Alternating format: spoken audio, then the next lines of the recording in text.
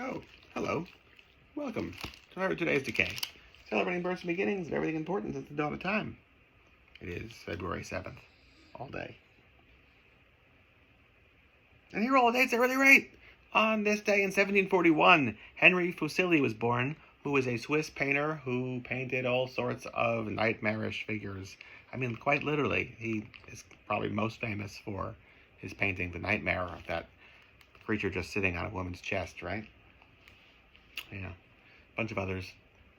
Alejandro, speaking of nightmare scenes, Alejandro Jodorowsky was born today, 1929. Filmmaker, artist, comic book maker, sideshow, carnival performer. He did it all, really. I mean, that's everything you want to do, from soup to nuts. Yeah. You know what else is nuts?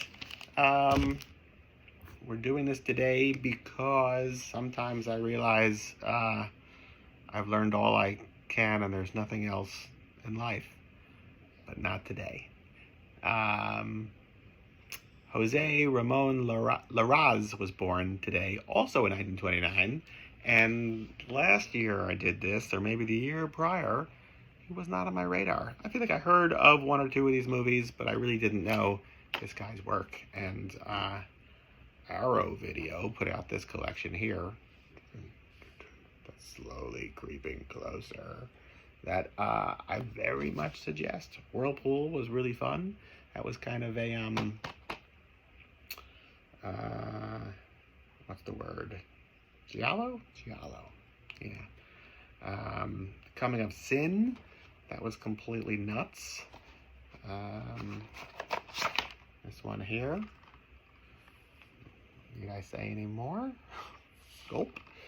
And Vampires was a absolutely fantastic film that I had never seen, and that's my point. Is there's a lot of things out there.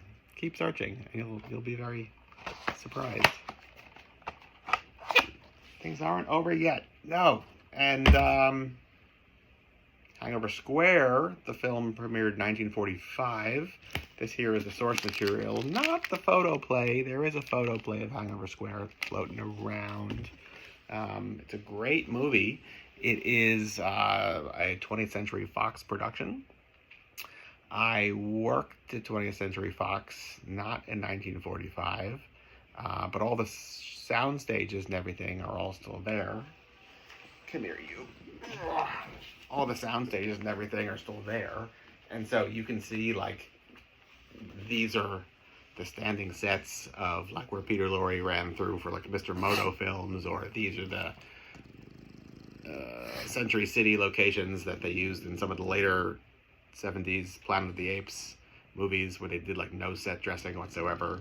And in one of those sound stages was where they filmed Hangover Square, where Laird Krieger, who was the star, who kind of played is it saying here? I mean, it really is from the success of The Lodger, which is the Jack the Ripper story, that also starred Laird Krieger, directed by John Brom. Hangover Square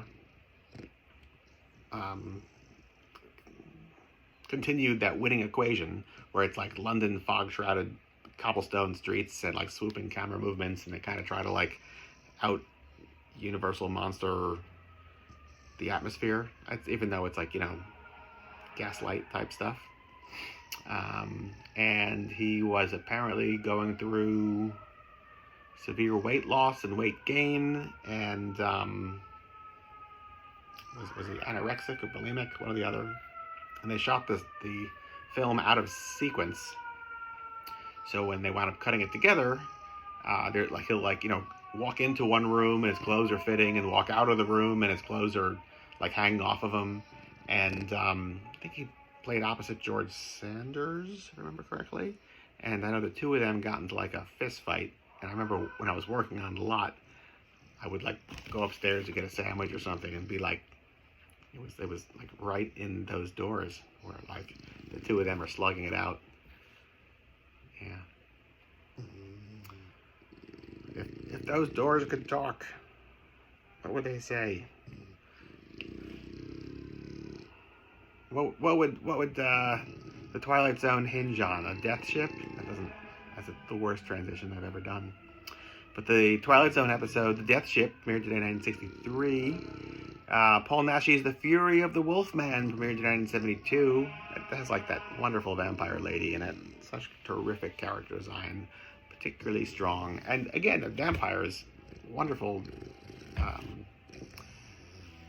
vampires in that too.